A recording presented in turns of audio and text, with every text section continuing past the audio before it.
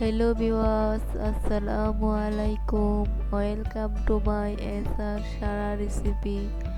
আজকে আমি আপনাদেরকে চিকেন দিয়ে কেমন করে ফুচকা বানাই তা আপনাদের সামনে শেয়ার করব। আশা করি আমার ভিডিওটি শেষ পর্যন্ত দেখে যাবেন। এখন আমি একটা পাত্রে নিয়েছি কতগুলো ফুচকা। এখন আমি ফুচকাগুলো বাজছি। দেখেন কেমন করে ফুচকাগুলো বাজি আমি। বেশি ভাজা যাবে না, বেশি ভাজলে পুড়ে যাবে।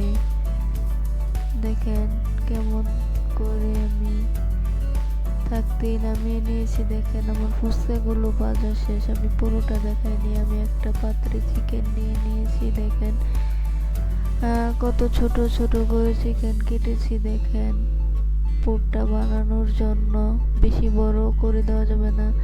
এখন আমি পেঁয়াজ রসুন বাটা সাথে কাঁচা মরিচ বাটাও দিয়েছি। এখন আমি হলুদ গুঁড়ো মরিচের গুঁড়ো দিয়ে দিচ্ছি।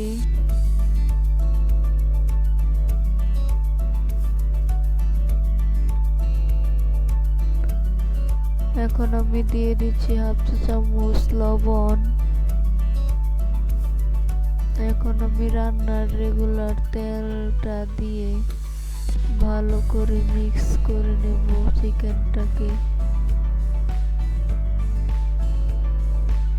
চিকেনটা মিক্স করে নিয়েছি। এখন আমি 5 মিনিটের মতো রেখে দেব।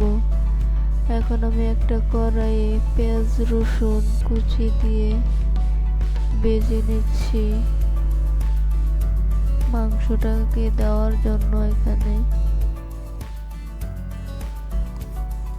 একটু সময় নিয়ে ভেজে এখন আমি মরিচের গুঁড়ো হলুদের গুঁড়ো দিয়ে একটু সময় কষিয়ে নিয়েছি। এখন আমি মাংসগুলো দিয়ে দিচ্ছি। মাংসগুলো দিয়ে একটু নাড়িয়ে নিয়ে দেখেন কেমন হয়েছে।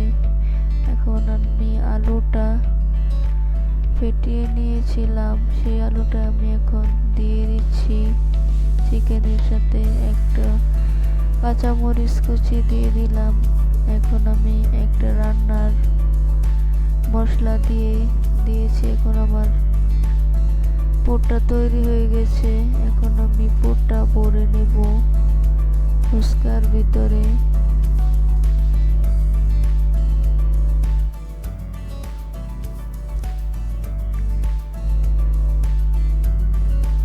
পুরটা ভরে নিচ্ছি। দেখেন আমি বেশি করে দেই নাই।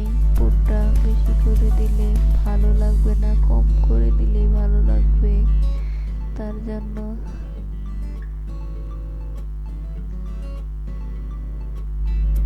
ফুচকার পুরটা ভরা শেষ আমার। দেখেন আমার ফুচকাগুলো কেমন হয়েছে। এখন আমি ফুচকাগুলো পেঁয়াজ কুচি ধনিয়া পাতা কুচি দিয়ে একটু সস দিয়ে দিচ্ছি। আশা করি আমার ভিডিওটি ভালো লেগেছে আপনাদের কাছে। আমার ভিডিওটি ভালো লাগলে সাবস্ক্রাইব করবেন, বেল বাটনটি অন করে রাখবেন পরবর্তী ভিডিওর নোটিফিকেশন পাওয়ার জন্য। ভালো থাকবেন, সুস্থ থাকবেন। আল্লাহ হাফেজ।